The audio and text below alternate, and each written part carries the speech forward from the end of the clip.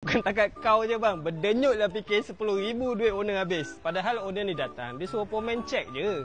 Ni yang keluar barang-barang ni semua ni. Mercedes model E250. Tahun 2010-2012 lah lebih kurang. Harga market mungkin dalam 30 lebih bergantung pada spek. Katanya pula owner baru beli. Dia datang sini, minta pomen buat checking. Apa yang pomen jumpa banyak lah kat bawah ni. Dia punya exhauster 4 batang dah problem. Mounting, bearing, arm dia. Lepas tu pomen jumpa dia punya masalah dekat brake. Dia punya brake pad habis. Dia punya disc rotor ni pun dah makan. Kereta umur dah tua tu benda biasa. So total ni semua dia habis lebih kurang dalam 10,000. Katalah kereta ni tadi dia beli 30 lebih. Campur repair ni semua dalam 10,000. Total semua dah 40 lebih. Tak berdenyut lagi. Tahu-tahu owner cakap, okey proceed, settlekan terus. Sikit pun tak minta kurang. Yang dia pau cuma minta belanja basuh. Tambah lagi aku tak boleh nak hadam tu bila kita tanya, bang abang buat ni semua, kereta ni kegunaannya nak buat apa? Dia kata kereta ni nak buat taksi. Korang rasa? Ini bukan aku reka cerita tau. Owner sendiri yang up status.